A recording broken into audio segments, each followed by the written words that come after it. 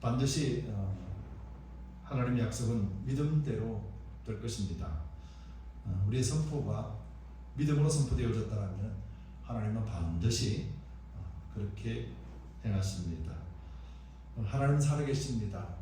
그리고 하나님은 오늘도 우리를 인도하십니다.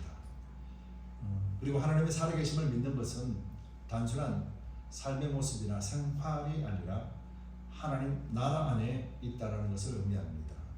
그리고 하나님의 나라 안에는 전쟁도, 기근도, 핍박도, 환난도, 고난도 없다. 이 개념이 바로 우리가 하나님의 말씀을 라고 우리가 선포했던 그 말씀의 의미인 줄 믿고, 여러분들에게 이런 축복들이 날마다 임하고 있음을 깨닫고 누리게 되시기를 다시 한번 예수님 이름으로 축복드립니다.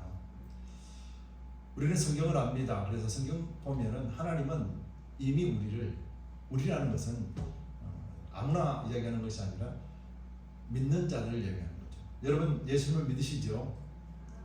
여러분들 믿으시면 하나님은 여러분들을 이미 의롭다 선포하셨습니다. 하나님이 우리가 예수를 믿습니다라는 고백 위에 하나님은 의롭다 하시면서도 하나님 여전히 우리를 죄인 취급하지 않으십니다. 우리 스스로가 죄인인 것처럼 살 뿐이지 하나님은 우리를 단 한 번도 죄인처럼 여기지 않으십니다. 하나님은 우리를 하나님의 자녀로 여기시고 하나님 언제나 함께 하십니다.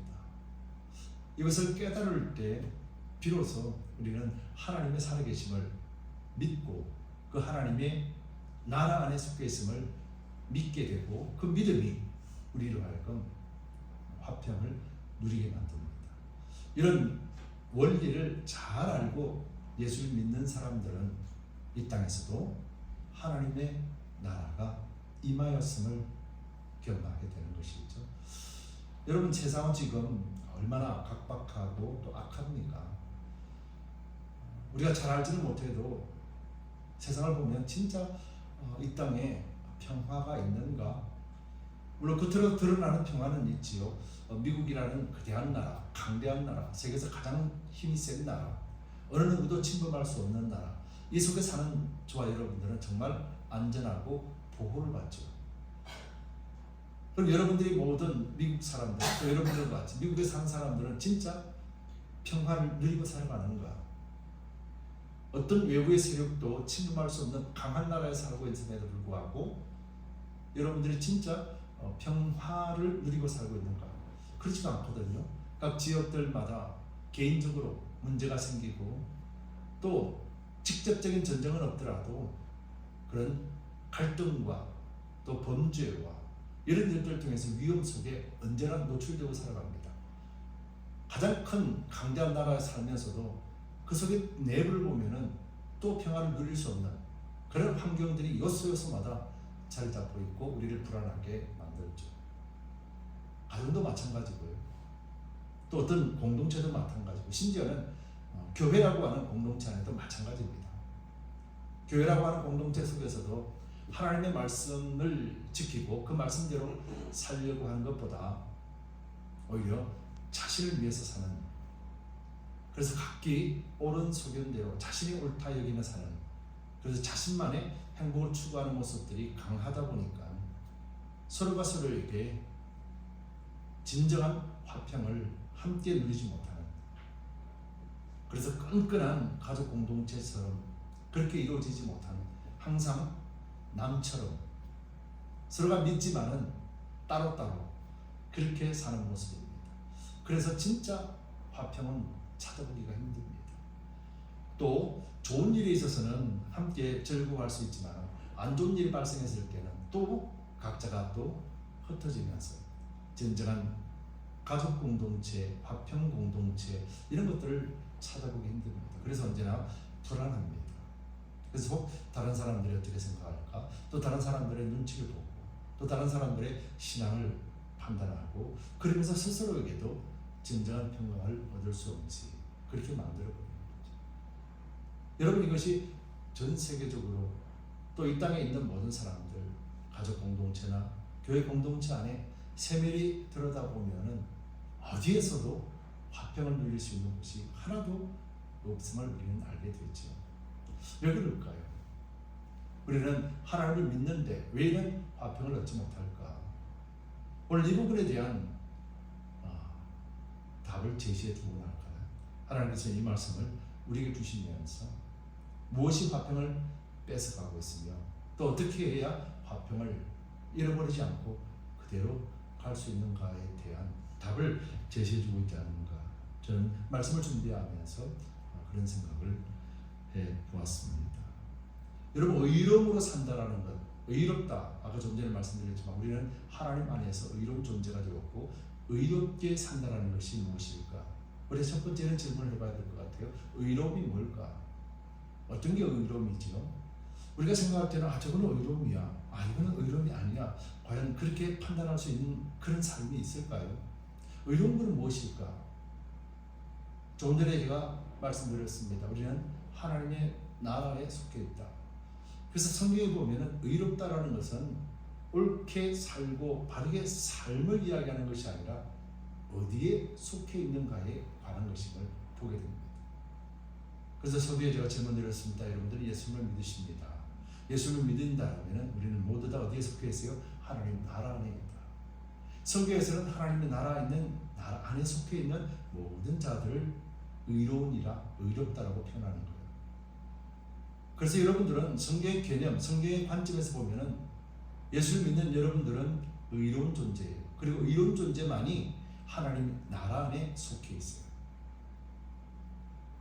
우리가 하나님의 나라 안에 속해 있으면서도 하나님 나라에서의 온전한 화평을 누리지 못한다면은 이것이 불신이라 성경은 말하는 거예요. 여러분들의 불신의 벽은 무엇입니까? 나는 예수를 믿어요. 그리고 또 나는 예수를 안 믿어요.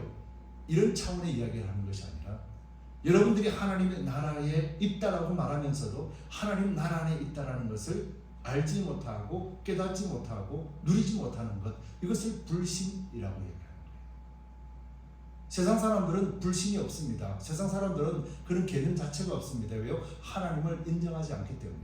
세상 사람들은 예수님을 인정하지 않기 때문에 불신이라는 단어 자체가 의미가 없는 단어예요. 근데 믿는 사람에게 있어서는 불신이라는 단어는 아주 심각한 겁니다. 왜요? 우리가 하나님의 나라에 속해 있고 의롭다라고 성경이 분명히 밝혀주는데도 불구하고 우리가 의로운 존재라는 사실을 스스로가 부인하고 사는 거예요.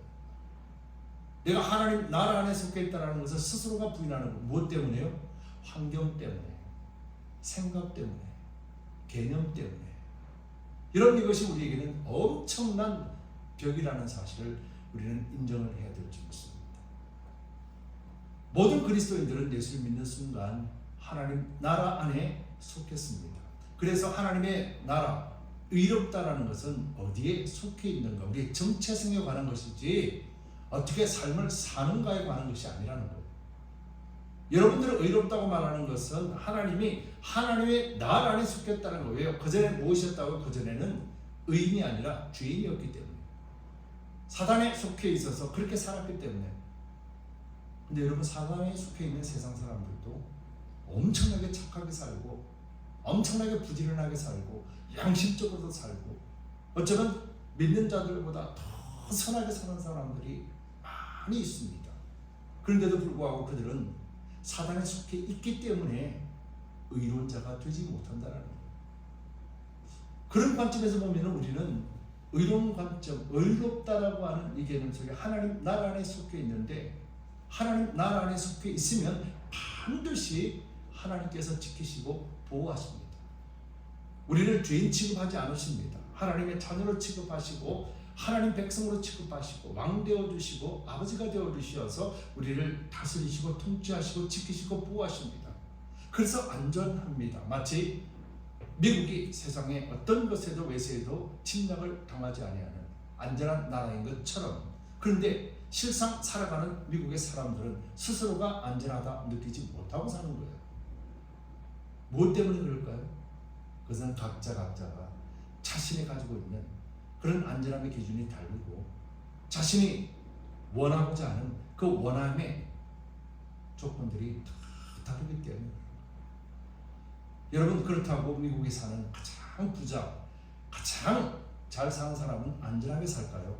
그런 매일같이 나는 너무 평안해, 나는 너무 좋아, 과연 그러고 살까요? 그렇지가 않습니다. 가진 것을 빼앗기지 않기 위해서 탐을 쌓겠지요. 또 그 속에 고립되어져서 그 속에서 안전함을 느끼겠지요. 그런데 그 속에 또한 자신만이 아니라 다른 불의 사람들이 있다면 또 다른 불안 속에 살아가는 거죠. 진정한 화평은 없다라는 거예요. 그런데 하나님의 나라는 다르다라는 거예요. 우리는 이 개념을 잘 이해해야 됩니다. 저는 참 안타까운 게 목회를 하면서 더 많이 느끼게 되더라고요. 우리가 믿고 하나님 나라 안에 있고 구원을 얻었다는데 하나님 나라 있는 조차도 모르고 구원의 의미조차 모르고 왜 믿어야 되는가를 조차도 모르고 왜 구원받았지? 구원의 의미가 뭐지? 구원이 나에게는 어떤 의미가 있는 것이지? 전혀 모르고 사는 사람들이 너무 많아요. 너무 가슴 아파요. 하나님이 우리를 위하여 십자가 죽으셨어요? 알아요. 예수님이 나를 위해서 십자가 죽으셨대? 알아요. 믿는다니까?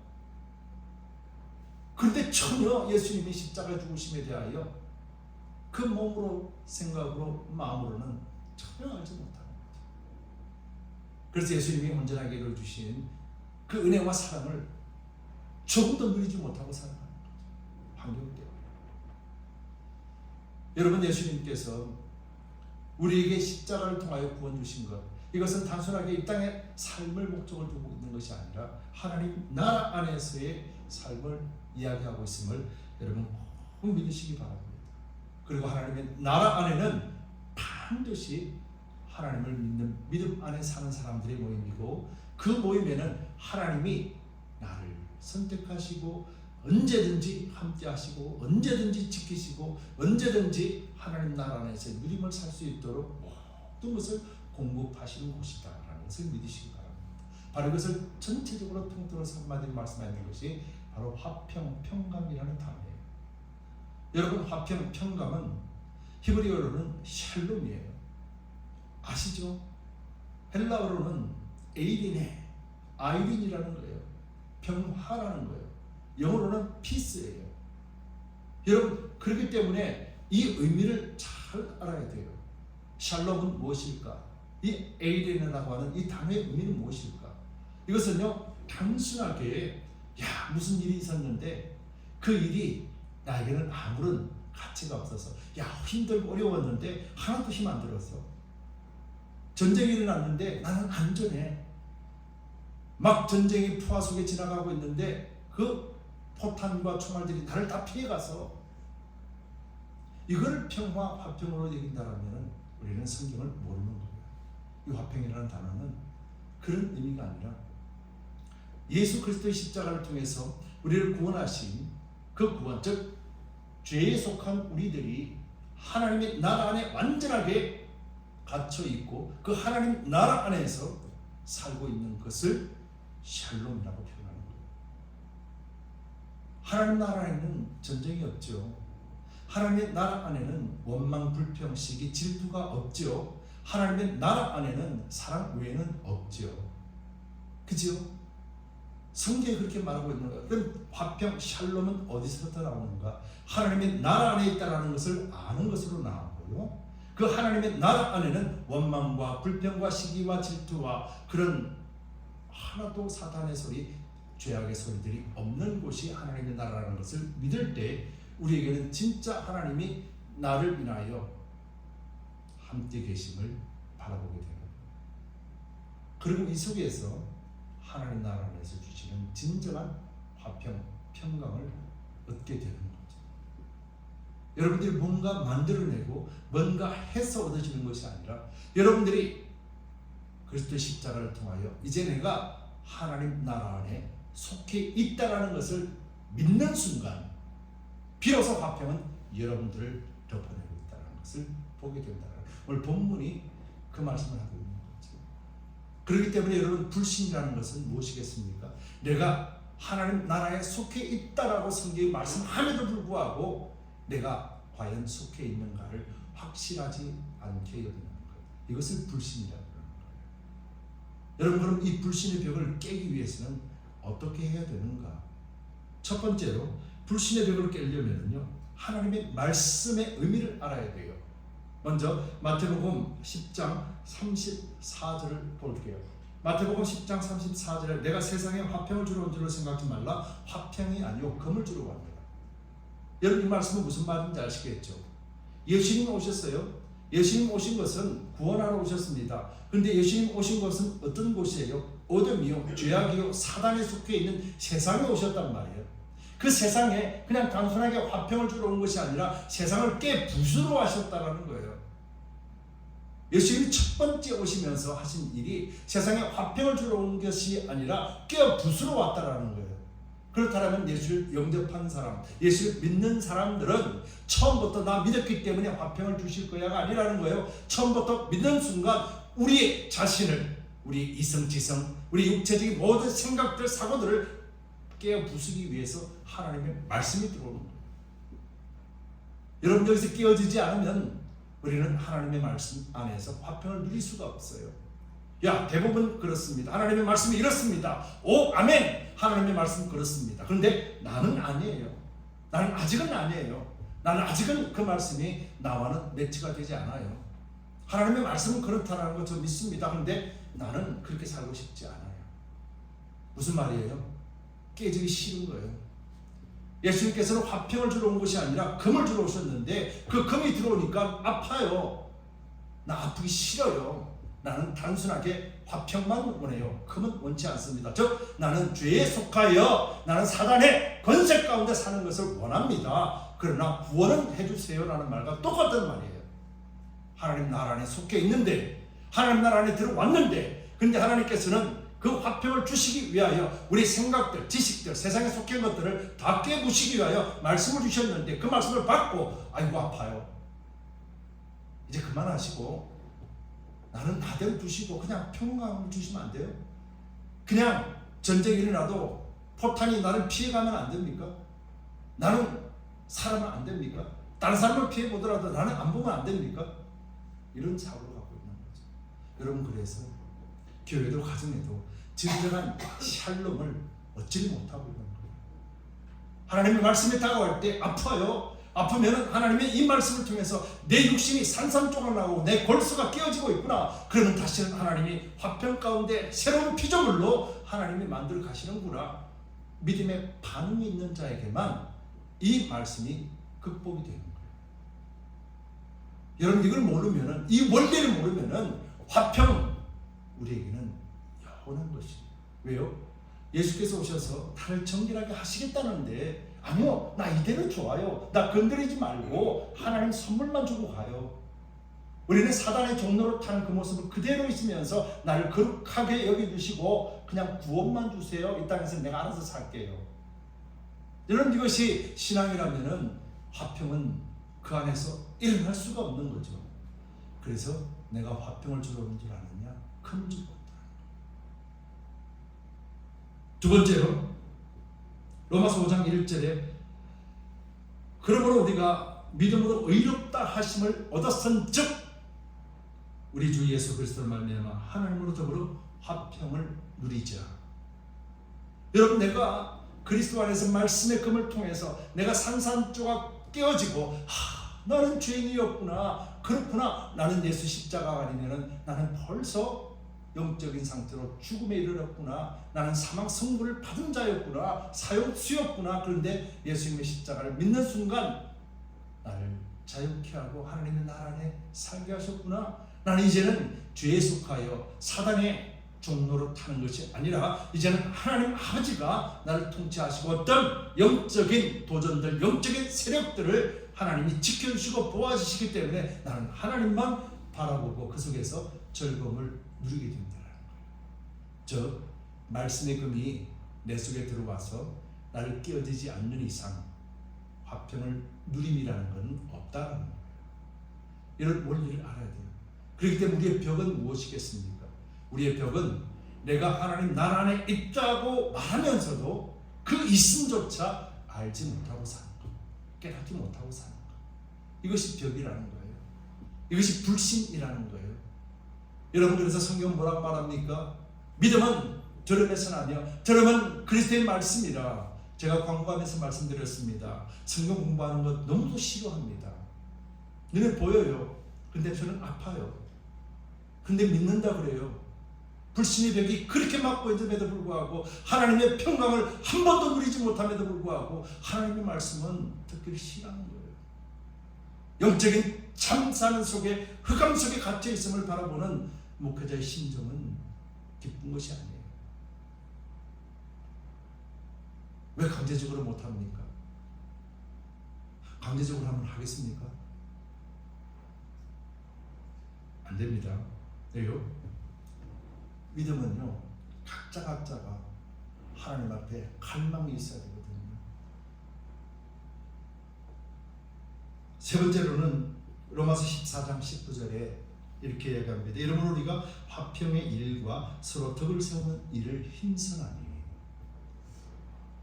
내가 말씀을 통해서 내가 죄인이었구나, 내가 철저하게 회개하고 난 뒤에 이제는 하나님 주시는 평안을 누리게 되죠.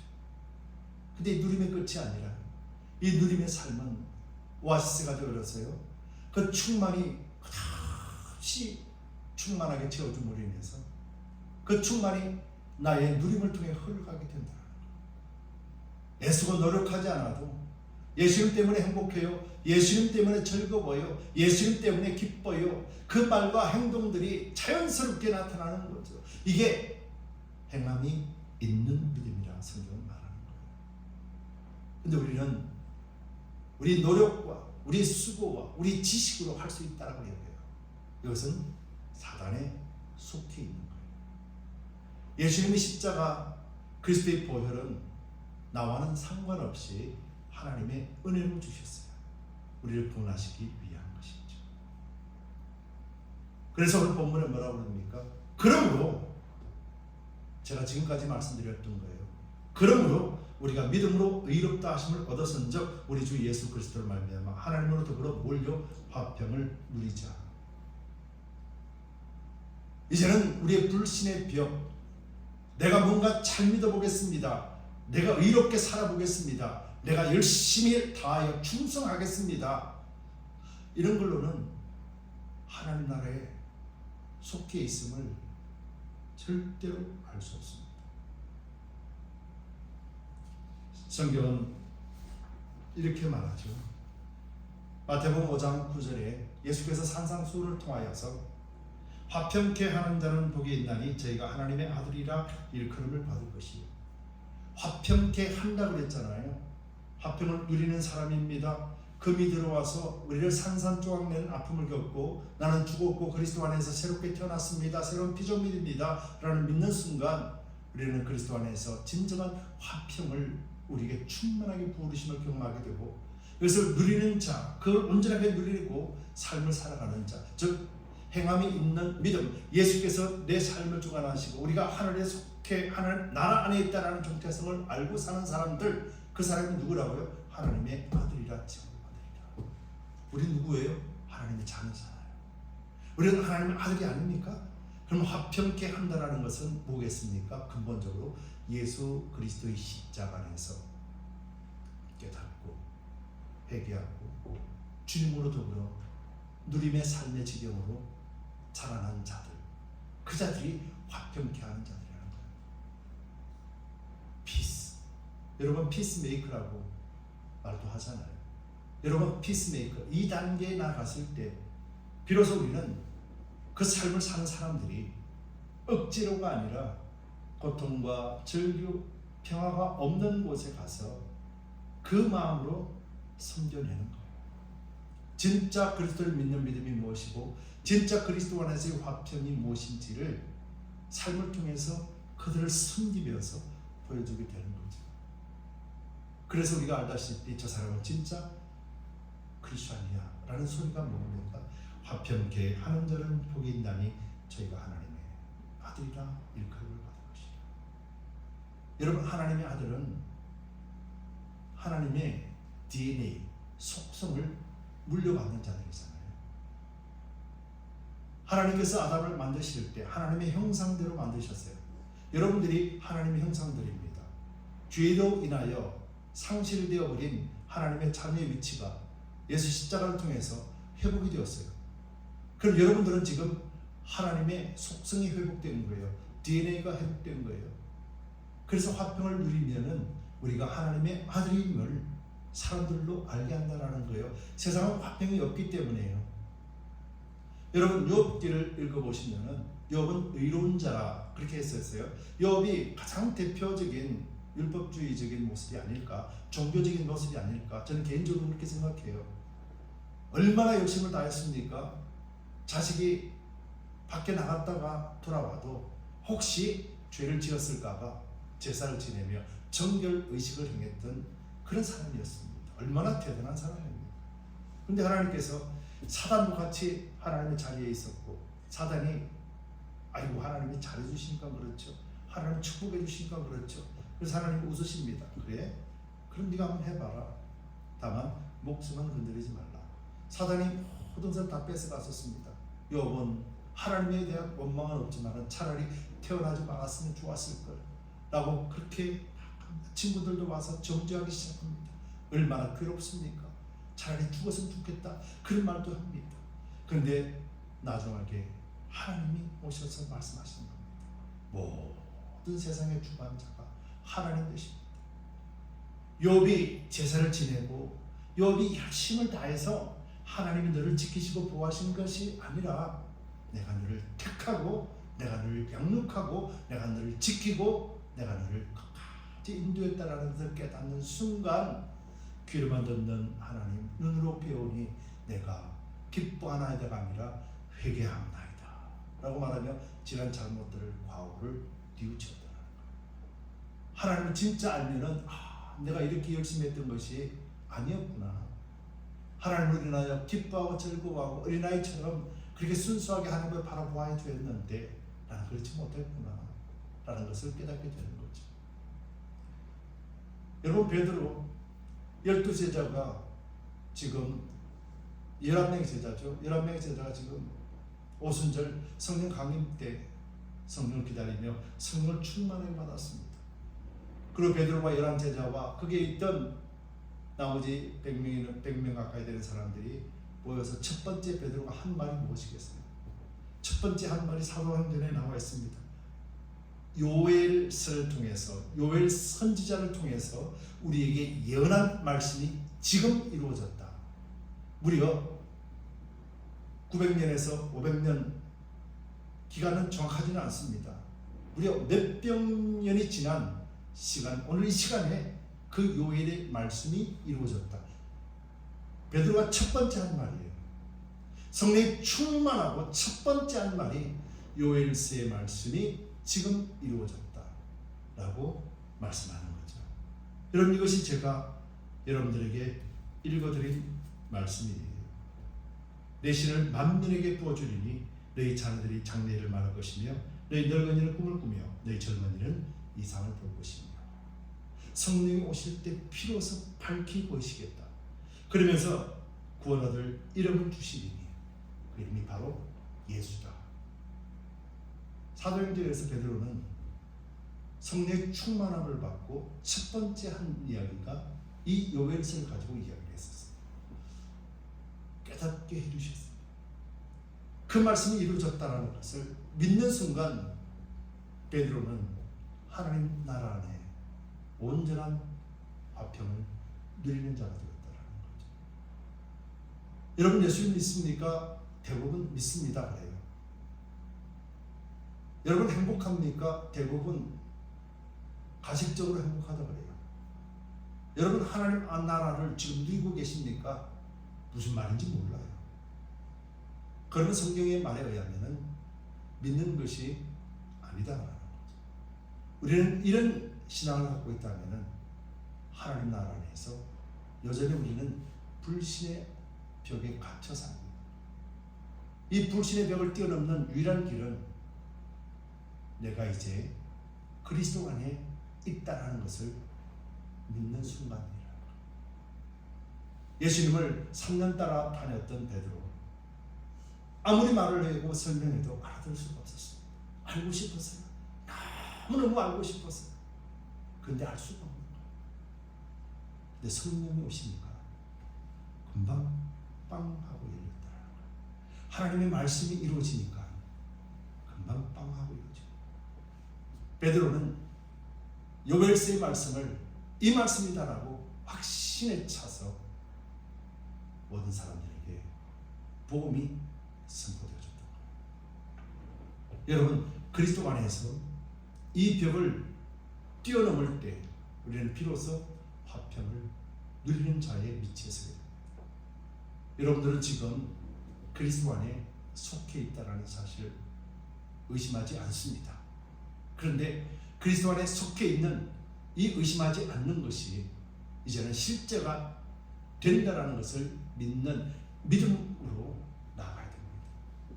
여러분들에게는 이미 하나님 주신 샬롬이 여러분들을 삶을 덮고 계십니다.